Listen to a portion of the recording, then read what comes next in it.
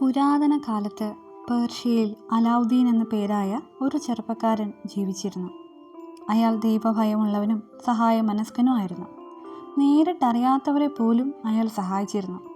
അങ്ങ് ദൂരെ ഒരു മരുഭൂമിയിൽ മണ്ണടിഞ്ഞ ഗുഹയിൽ ഒരു അത്ഭുത വിളക്ക് കിടക്കുന്നുണ്ടായിരുന്നു. അതിലുള്ള ഭൂതത്തെ പുറത്തെടുത്ത് തൻ്റെ കാര്യം നേടുവാനായി ഒരു ദുർമന്ത്രവാദി കാത്തിരിക്കുകയായിരുന്നു. ആവശ്യപ്പെടുന്നത് എന്തും കൊടുക്കുവാൻ ഭൂതങ്ങൾക്ക് സാധിക്കുമായിരുന്നു. അത്ഭുത വിളക്ക് പുറത്തെടുക്കണമെങ്കിൽ ശുദ്ധ മനസ്സ് ഉള്ള ഒരുവൻ വേണം. അലാവുദ്ദീനെക്കുറിച്ച് കേട്ട മന്ത്രവാദി അവനെ തേടി വന്നു. അലാവുദ്ദീനെ സമീപിച്ച മന്ത്രവാദിയുടെ ആവശ്യം അവൻ നിരാകരിച്ചില്ല.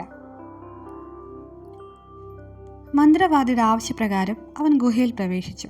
ധനം വിവിധ തരത്തിൽ കൂടിയിരിക്കുന്ന കണ്ട അലാവുദ്ദീന് അതിൽ താല്പര്യം തോന്നിയില്ല.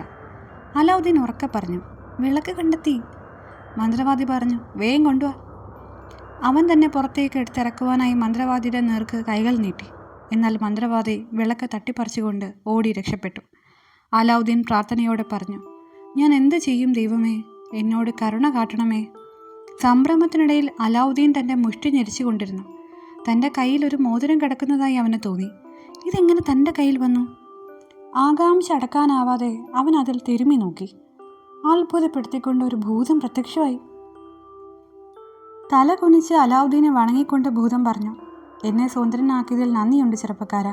ഇനി നിങ്ങളാണ് എൻ്റെ യജമാനൻ. പറയൂ, ഞാൻ എന്താണ് ചെയ്യേണ്ടത്?" അലാവുദ്ദീൻ കഥ മുഴുവൻ ഭൂതത്തോട് പറഞ്ഞിട്ട് കൽപ്പിച്ചു, "എന്നെ വീട്ടിലെത്തിക്കൂ.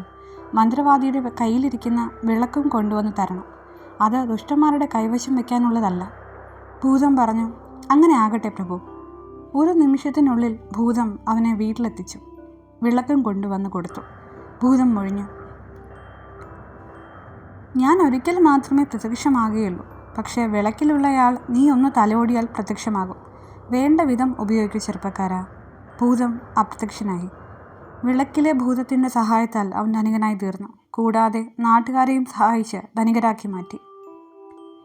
ഗുണപാഠം: നല്ലവർ ശക്തരായാൽ എല്ലാവർക്കും ഗുണം.